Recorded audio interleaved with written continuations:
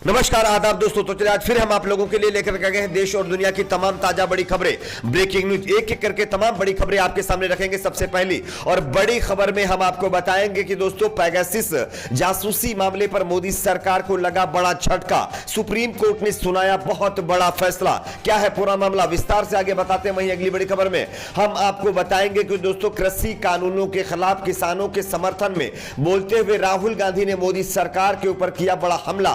क्या कुछ उन्होंने कहा, इस पर भी हम आपको विस्तार से जानकारी देंगे। वहीं अगली बड़ी खबर में हम आपको बताएंगे दोस्तों सबरीमाला मंदिर को लेकर के केरल हाईकोर्ट का बहुत बड़ा फैसला। बीजेपी समेत तमाम जो है पार्टियों को लगा बड़ा झटका, किस तरह से, इसकी भी जानकारी देंगे। वहीं अगली बड़ी खबर में हम आपको बताएंगे दोस्तों बीजेपी राज्य मध्य प्रदेश के अंदर दलितों के साथ किस तरह से अत्याचार हो रहा है, इसका एक और ताजा मामला सामने देखने को मिला है। किस तरह से, इस पर भी अपडेट देंगे। वहीं अगली बड़ी खबर में हम आपको बताएंगे दोस्तों जम्मू कश्मीर के अंदर मुहर्रम के जुलूस निकालने को लेकर के भारी हंगामा, पुलिस के तहत कई लोगों की गिरफ्तारी यहां पर हुई है। क्या है पूरा मामला, इस पर भी जानकारी देंगे। वहीं अगली बड़ी खबर में हम आपको बताएंगे कि दोस्तों देश में बढ़ती महंगाई और बढ़ते डीजल पेट्रोल के रेट को लेकर के देश की वित्त मंत्री निर्मला सीतारमण का अजीबोगरीब बयान सुनकर के आप चौंक जाएंगे। क्या कुछ कहा है, विस्तार से आगे बताएंगे। वहीं अगली बड़ी खबर में हम आपको बताएंगे दोस्तों पश्चिम बंगाल के अंदर बीजेपी के कई नेताओं को किया गया गिरफ्तार, किस मामले पर,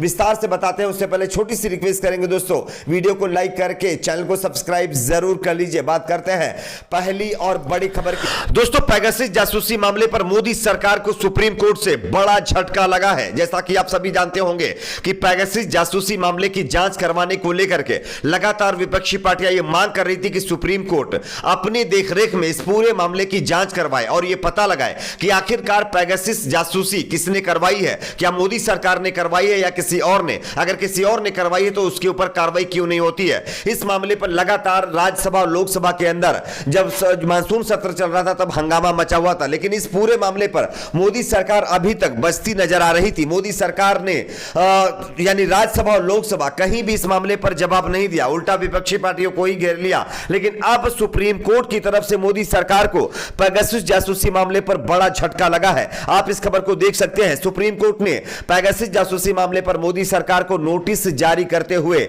10 दिनों के अंदर अपना हलफनामा दाखिल करने की बात कही है। सुप्रीम कोर्ट ने कहा है कि आप आगे इस पर क्या करेंगे, यह जांच करवाएंगे या फिर आपका आगे प्लानिंग क्या है, इसको लेकर के 10 दिनों के अंदर आप अपनी पूरी प्लानिंग सुप्रीम कोर्ट में जो है हलफनामे के जरिए रखिए।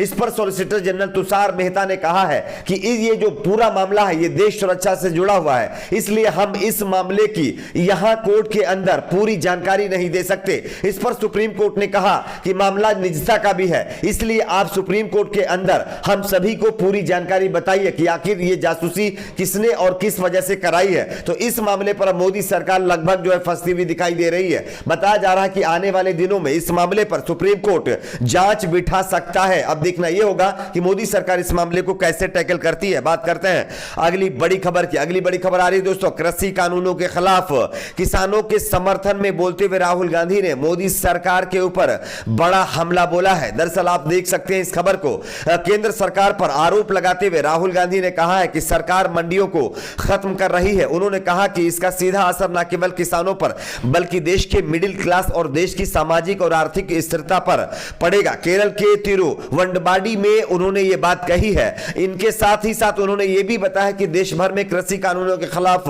प्रदर्शन चल रहा है, मैं उनके समर्थन में खड़ा हुआ हूं और यह समझता हूं कि कृषि कानून मूल रूप से भारतीय कृषि क्षेत्र की रीढ़ को नष्ट कर देंगे। हमारा कृषि क्षेत्र किसानों की बजाय 2 या 3 बड़े उद्योगपतियों के हाथ में चला जाएगा। इसीलिए इन तीनों कृषि कानूनों को मोदी सरकार वापस ले और किसानों की मांगे जल्द से जल्द पूरी करे। तो कहीं ना कहीं राहुल गांधी ने एक बार फिर से किसानों के समर्थन में बोलते हुए कृषि कानूनों को वापस करने की मांग की है। बात करते हैं अगली बड़ी खबर की। अगली बड़ी खबर आ रही है दोस्तों सबरीमाला मंदिर में महिलाओं के प्रवेश को लेकर के सुप्रीम कोर्ट ने, हाई कोर्ट ने अब बताया जा रहा है कि बीजेपी समेत कई जो है पार्टियों को बड़ा झटका दिया है। आप इस खबर को देख सकते हैं। सबरीमाला मंदिर मामले में केरल हाई कोर्ट ने एक बड़ा फैसला सुनाया है।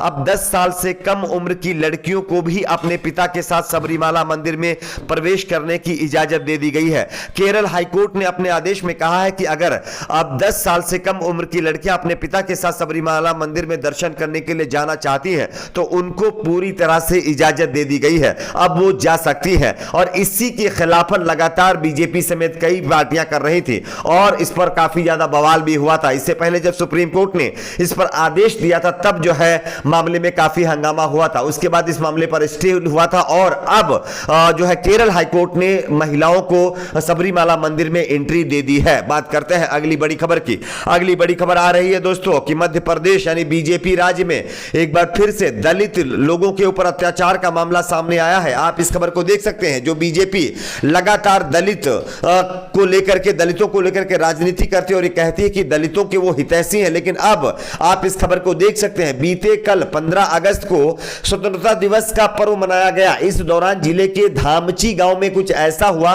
जो सभी को हैरान कर गया है। जी हां, दरअसल यहां एक दलित सरपंच को सिर्फ इसलिए मारा गया क्योंकि वह दलित था और उसने सामान्य वर्ग के सचिव का इंतजार न करते हुए झंडा फहरा दिया है। पूरा मामला बताया जा रहा है कि मध्य प्रदेश का है। शिवराज सिंह चौहान जहां के मुख्यमंत्री है वहां का है, जहां पर दलितों की रक्षा करने के लिए बीजेपी अपने आप को सबसे ज्यादा दलित हितैषी बताती रही है। लेकिन अब बताया जा रहा है कि एक दलित ने यानी कि जो ऊंची जाति का एक सचिव है उसका इंतजार न करते हुए झंडा फहरा दिया, जिसकी वजह से उनको लात घूंसों से मारा गया, उसकी पिटाई की गई। अब आप समझ सकते हैं कि बीजेपी राज्यों के अंदर दलितों की क्या स्थिति है। बात करते हैं अगली बड़ी खबर की। अगली बड़ी खबर आ रही जम्मू कश्मीर में मुहर्रम के जुलूस निकालने को लेकर के भयंकर हंगामा हो गया है। आप इस खबर को देख सकते हैं। जम्मू कश्मीर पुलिस ने मंगलवार को श्रीनगर के बीचों बीच जहांगीर चौक पर पत्रकारों की पिटाई कर दी है और उन्हें शिया मुसलमानों द्वारा निकाले जाने वाले मुहर्रम के वार्षिक जुलूस को कवर करने से रोक दिया है। पीड़ितों ने पुलिस अधिकारियों पर गाली गलौज करने और मारपीट का आरोप लगाया है।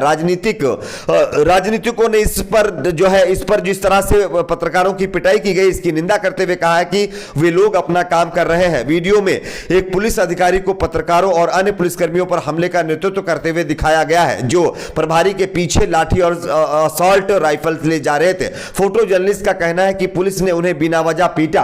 पुलिस ने अभी तक कोई बयान जारी हालांकि नहीं किया, लेकिन खबर जो है जम्मू कश्मीर से आ रही है जहां पर मुहर्रम जुलूस को लेकर के भारी हंगामा हुआ है, जिसमें कई लोगों को भी बताया जा रहा है कि डिटेन किया गया है और पत्थरबाजी की भी खबरें सामने आ रही हैं। बात करते हैं अगली बड़ी खबर की। अगली बड़ी खबर आ रही दोस्तों, देश में बढ़ते डीजल पेट्रोल के रेट को लेकर के अब देश की मोदी सरकार, खास करके हमारे देश की वित्त मंत्री निर्मला सीतारमण का एक अजीबोगरीब बयान सामने आया है।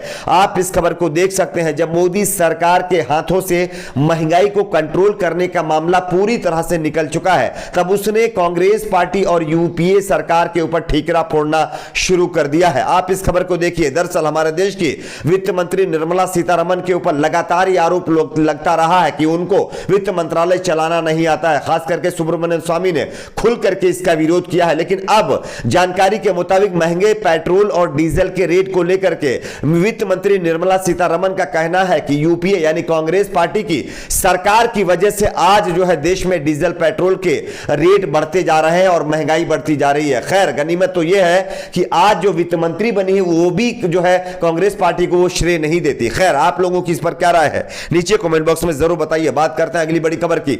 अगली बड़ी खबर आ रही बंगाल से। बंगाल में बीजेपी के दिग्गज नेता और केंद्रीय मंत्री शांतनु ठाकुर को मंगलवार को गिरफ्तार कर लिया गया है। बताया जा रहा है कि उन्होंने जो है एक जुलूस निकालने की कोशिश की थी, शहीद सम्मान यात्रा निकालने की कोशिश की थी, जिसकी वजह से पुलिस ने वहां पर कुछ रिस्ट्रिक्शंस लगाए हुए थे और इस रिस्ट्रिक्शंस की वजह से बीजेपी के नेता खुद पुलिस की गाड़ी में घुस गए, जिसके बाद उन्होंने आरोप लगाया कि पुलिस ने उनको डिटेन कर लिया। ऐसा पश्चिम बंगाल के अंदर ये सारी खबरें सामने आ रही हैं। आपकी अपनी इस पर क्या राय है नीचे कमेंट बॉक्स में जरूर बताएं। वीडियो को लाइक शेयर, चैनल को सब्सक्राइब जरूर करें।